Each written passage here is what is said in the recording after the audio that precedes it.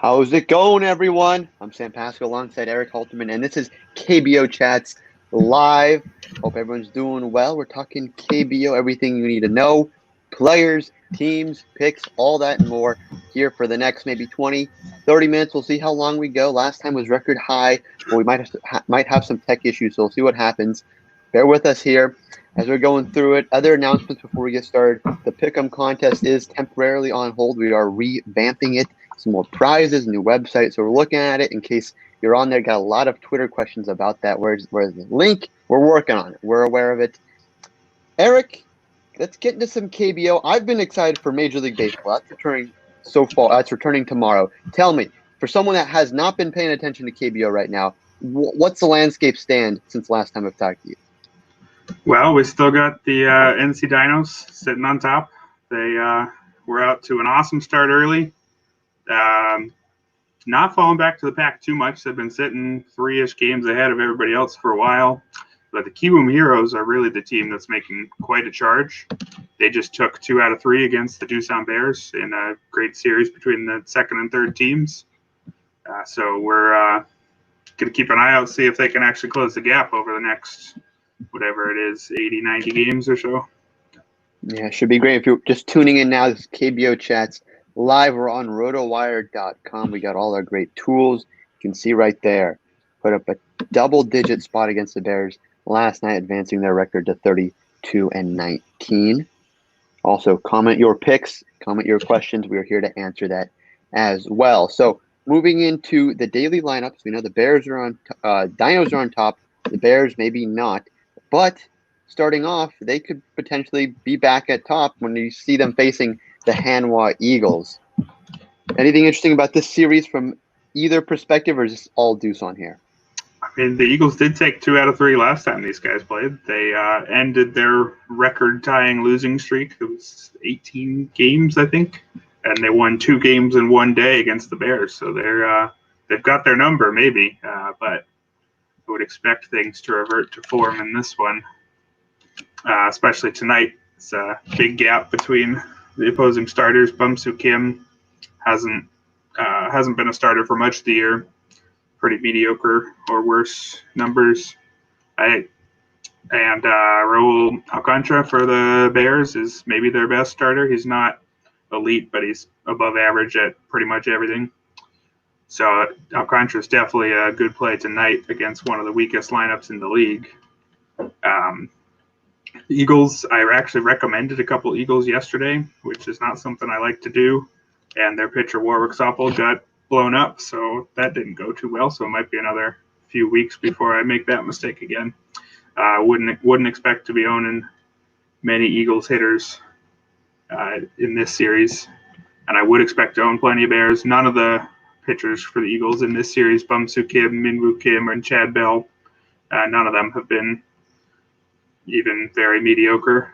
So the Bears have a loaded lineup. They've got a lot of lefties, and the Eagles are throwing a pair of lefties in the first and third games, but they're not particularly imposing lefties, so I'd be fine owning the Jose Fernandez, JLO, J1 Kims in the Bears lineup. That's quite possibly the best run of guys in the league, one of the best runs at least, and I wouldn't hate using their guys even against Kim tonight.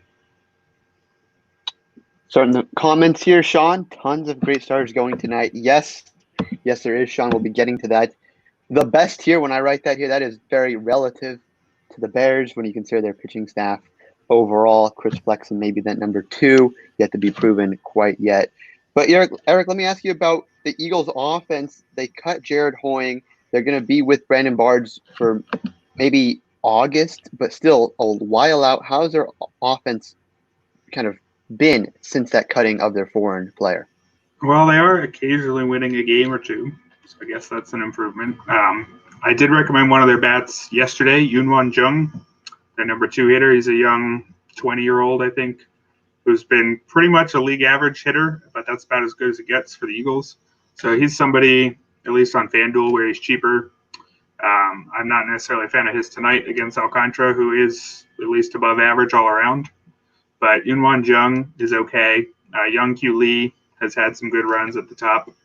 And Taekyun Kim, their cleanup hitter, can do some things, but not a lot. Not a lot in this lineup. Maybe in their third game against Hequan Yu, who is the veteran lefty with the bad haircut that Eduardo Perez is a fan of, for those who have been watching all the ESPN games. He basically strikes out no one, though he finally has more strikeouts than walks on the year. But you got to figure he's going to keep giving up runs, even though he mostly escaped early in the year. So maybe I could own some Eagles in that game. But I'm unlikely to against either Raul Alcantara or Chris Flexen in the first two. Yeah, you see the aces right there. So, Eric, let me get your official pick for today. Bears, Eagles, game 1. Who are we going with? Bears by a good margin. I think the pick whoever's playing the Eagles plan is as good as ever in this series. And for the total, do we expect Raul to kind of dominate the Eagles lineup and there to be a kind of a low-scoring total, or are you taking the over? The Bears could hit the over by themselves. So as long as Alcantara gives up even a couple runs, I think there's a decent chance it's high scoring. Though it could be one of those like 8-2 kind of deals. We're looking at for the Bears game. Moving up to the Tigers Dinos game. I think this is our best series of the rest of this week right here. 2 interesting starters here. One really good, one maybe not so good when you look at that ERA. Tell me about this Tigers Dinos matchup. Yeah, it's a great series. They played a few weeks ago, and the Tigers, I guess you could call it a sweep. It was a 2-game sweep because one of the games got rained out. We missed the chance to see Drew Gagnon against Cheng Mo Koo. But the Tigers had their number in the only 2 times they've played so far, so it'll be interesting if the Dinos can get them here. It's the only matchup between 2 playoff teams going on right now. Drew Gagnon, I've been a big fan of his, but he is maybe slightly down. His last few starts have been fine, but kind of unimpressive strikeout and walk numbers. His overall strikeout and walk numbers are among the best, but his strikeouts have been a bit down lately. So I actually wouldn't hate using Dinos against him tonight just because there's so many good Dinos. And I wouldn't hate at all using the Tigers hitters tonight against Sung Young Choi. He's barely pitched and hasn't pitched well when he has pitched. He's doesn't look like even necessarily a 5th starter in this league, I don't think, at least at this point.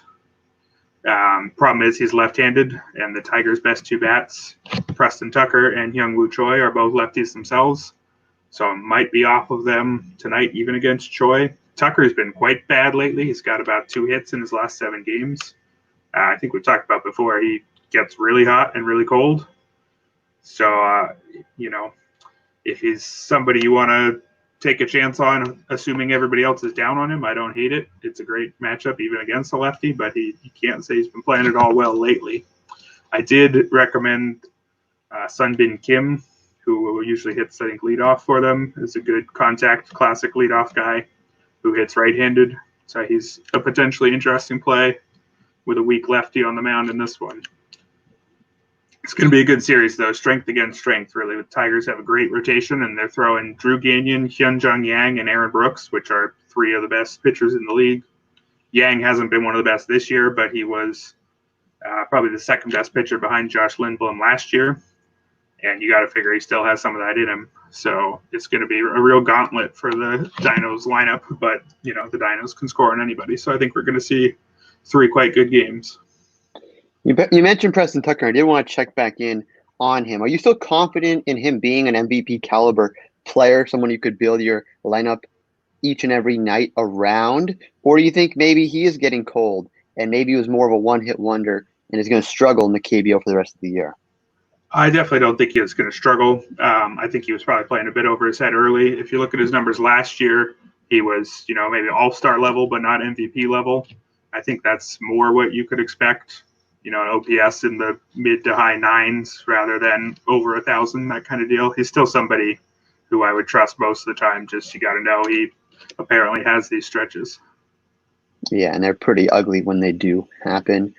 All right, what's our pick here? This might be a tough one, but we going Dinos or Tigers?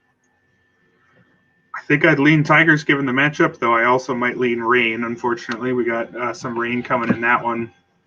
one of, I think, two games that are looking potentially rainy. Seems like there's rain in southern Korea right now, with the Dinos down in Changwon and the Wyverns and Giants in Busan. Both games aren't necessarily guaranteed rainouts, but they're ones to look at. I would maybe avoid their players unless you're the type who's able to set your lineups at the last minute. Yes, it might not always be fun staying up that late or waking up that early, but if you want to win your lineup, that is necessary. You mentioned the Giants and that rain, maybe worry there. Let's talk about that series now. Giants, they have Adrian Sampson. ERA maybe is a little scary. Is there any chance that he could be a decent number 2 starter tonight and have the Giants try to even up their record and be almost 500 after this game, after the series ends? Yeah, mostly because it's against the Wyverns, who are even colder than the Eagles right now. They've won 3 of their last 20 games, and they've scored 4 total runs in their last 5 games. I didn't throw Sampson on my cheat sheet today just because he was priced as if he's a top-tier starter on DraftKings. I think he was more reasonable on FanDuel. And given the matchup, you got to love the matchup. And Sampson hasn't been as bad as his ERA suggests. He hasn't been good, but he's been, a playable pitcher, at least judging by the underlying numbers. And anybody who's better than terrible is a good play against the Wyverns. Ricardo Pinto, on the other hand, for the Wyverns, has a mediocre ERA, but his peripherals are pretty bad. Low strikeouts, high walks. So it's pretty even in terms of two of the worst, at least based on their recent performances, 2 of the worst scoring pitchers in the league going against each other, against 2 not very good lineups. The Giants, when they're going right, they're winning based on not giving up runs. They still sit near the bottom in runs scored. So it's going to be interesting to see which of that wins out in this one, given that it's kind of unreliable pitching against unreliable hitting all around. Yeah, not a great matchup here in terms of overall production, solid teams. But we have a little ad here. Today's refinance rate, and the Wyverns kind of refinanced in their own way. Talking about some of their news, they released Nick Kingham. What do we think about that move for them long term? He was hurt, but any thoughts on Kingham's release and this Wyverns team's lack of success? I mean, I think it mostly speaks to his health. It must have not been confident that he was going to come back particularly soon. I didn't think the report said he was going to be out forever, but I guess no point hanging on to him if he's not going to be able to play. I mean, anybody they bring in is going to be a while, though there were reports of some pitcher a week or so ago was seen working out in Incheon where the Wyverns play. Unless I missed something, I don't know if he's been signed. It was some guy with, I think, no major league experience.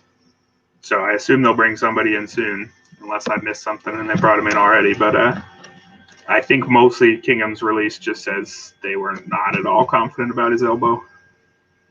Yeah, at one point I believe we thought he could come back mid-June. Now, beginning July 2nd, there's basically no chance for him to return to maybe even another KBO team, because if a team places a player on waivers, I believe all the other teams have a chance to claim him. Does not look like that's going to be happening with the former Pirates top prospect in Nick Kingham. So, what's our pick here? Pinto, Sampson, Wyverns, Giants. Who are we taking? I'd lean Giants just because the Wyverns, again, they're so bad lately. 3-17 over the last 20 games, 4 runs scored in the last 5. They're just not doing anything right. So I think you got to pick against the Wyverns every game right now. Wyverns are bad. And the total, if we're going to go with one, might be rained out. But what do we think on the total? Over or under 9 runs? I'd lean under. I think the bad lineups might matter more than the pitchers. The pitchers aren't terrible. They're more mediocre. So I think I might go under. Under, I like it. Moving over to the Kiwoom KT series. One solid ace. I was going to say 2 aces. 1 solid ace, 1 questionable starter in Despanier. How do we feel about this series with 2 solid pitchers on the mound? Yeah, I think it's a fun series. I mean, the Wiz are finally maybe starting to turn around. They've been playing a little bit better lately. but can anybody hang with the Heroes? The Heroes have won 6 series in a row. The Heroes are 22-8 over their last 30 games. It's been a long time that they've been playing like the best team in the league. They were swept by the Dinos in late May, and since then I think they've outpaced everybody by quite a bit. So if we started the season, June 1st, I think people are talking about them as the top team. And so I actually recommended a hero stack tonight against Despaigne, even though Despaigne has that clout as a foreign pitcher.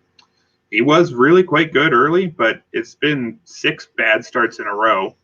He's given up 4 more runs in 5 of those 6 starts. The only time he gave up less than 4 was against the Wyverns, and even in that start, he walked more guys than he struck out.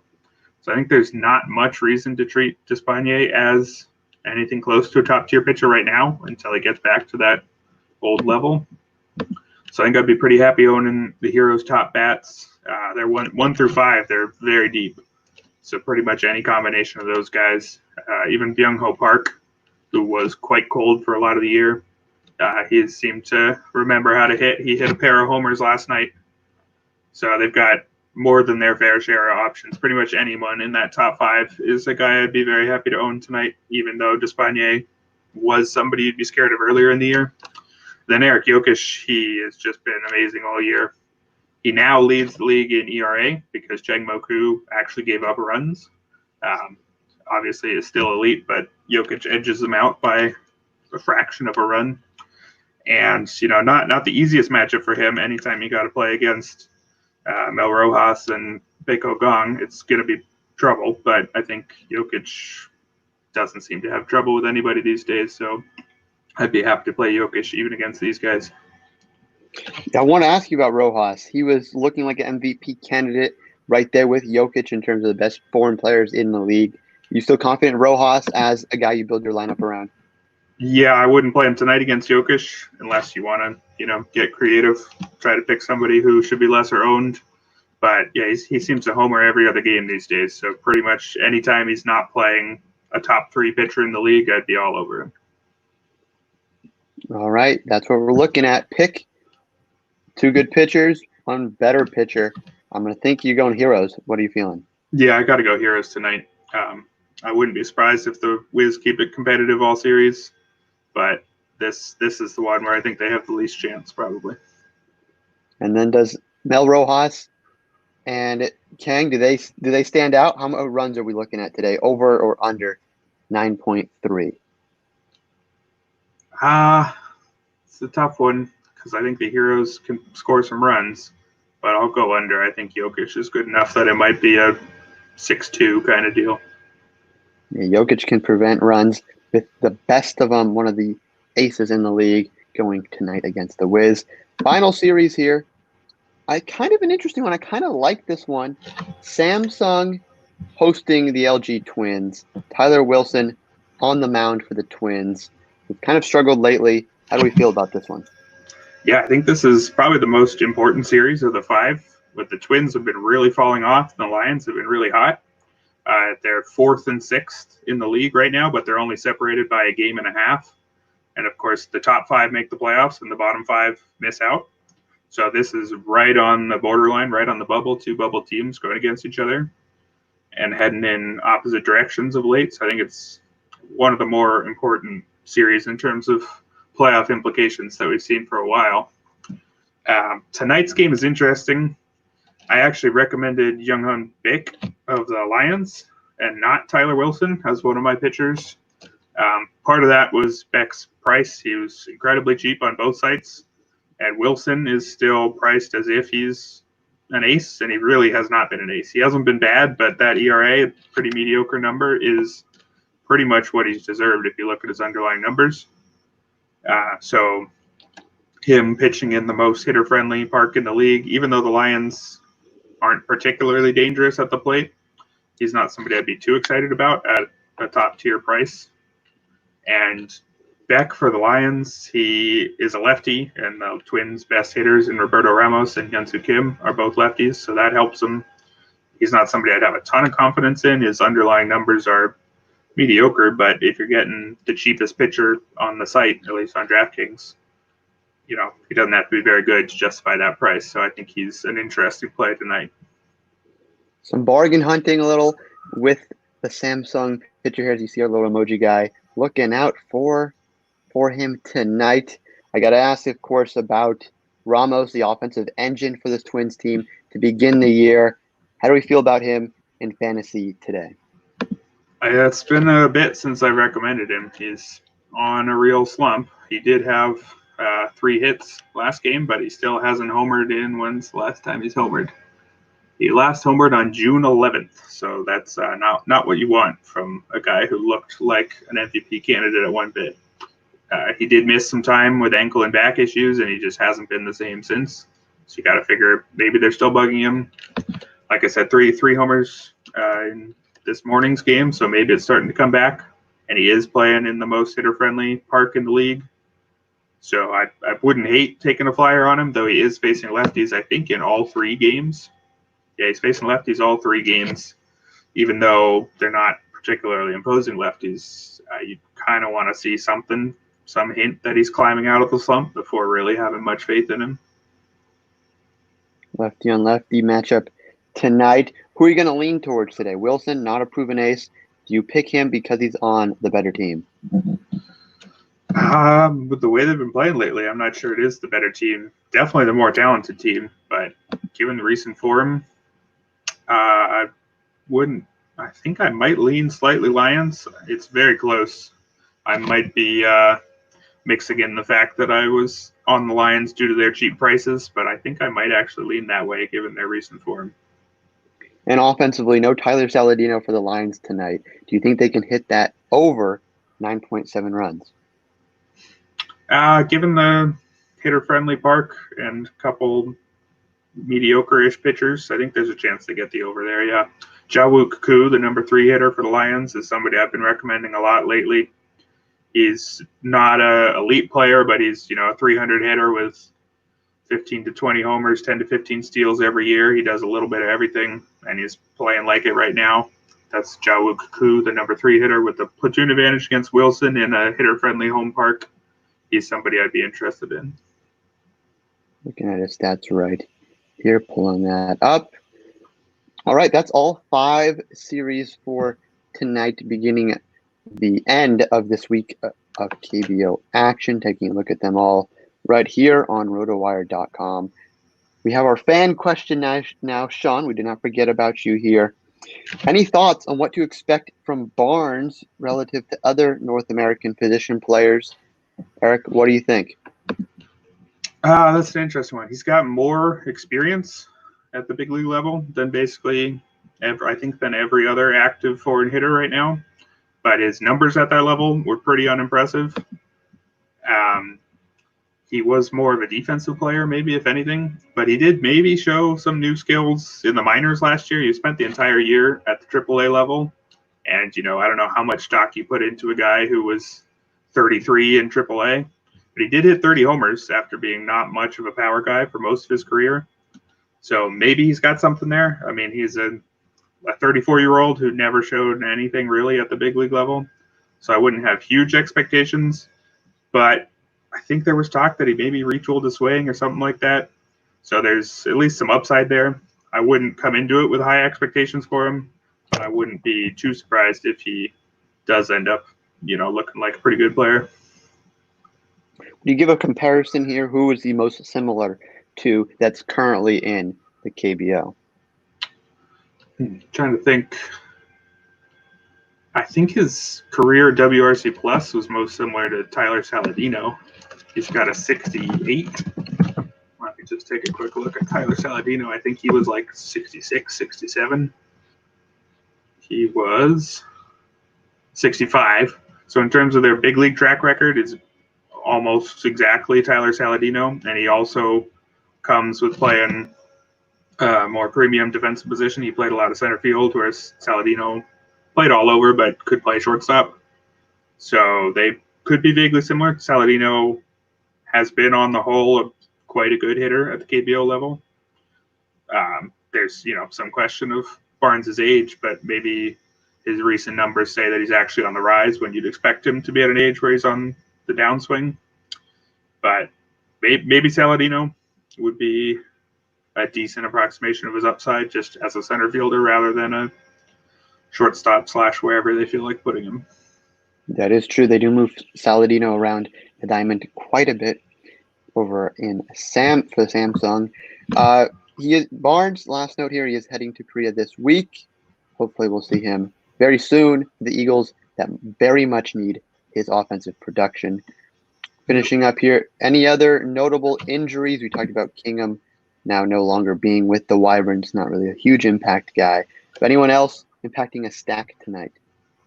The Hassan Kim, the shortstop / third baseman for the Heroes, was battling ankle issues, but he's back.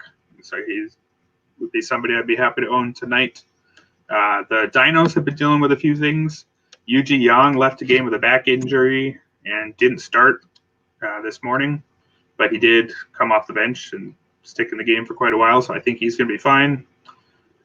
Also for the Dinos, Minwoo Park, as you're showing there. He's got a hamstring thing. The main thing to watch there, well, in addition to obviously don't play Minwoo Park, but he had been the leadoff man for most every game, and anybody who gets the leadoff for the Dinos is a very interesting player given how many runs they score. For the last couple games, Wednesday it was Myung-ki Lee, who's kind of a light hitting but high average outfielder. He was leading off. With Hee-Dong Kwon, who's somebody I think I mentioned Monday, is someone who was batting in the bottom third of the order and hadn't had much of a track record at all, but is suddenly breaking out this year and was moving up to the 2 spot. He was there Wednesday, but then this morning's game, it was Myung-ki Lee moved to number 2, and Taijin Kim was leading off, which was very weird. He's got an OPS under 500 and not much of a track record. But anyone who moves up there, it seems like they might be playing around with things a bit while Park's gone. So I would definitely keep an eye on lineups and grab anybody hitting 1 or 2 for the Dinos. Yeah, we're getting a final comment here from Josh talking about the Heroes. We talked about one of their players as well. And that's what we're looking at. That's just about everything we got. Check out rotowire.com for all the player capsule notes you need, daily lineups, everything, and more. Thanks for checking out KBO Chats Live. Yeah, thanks for coming, everybody.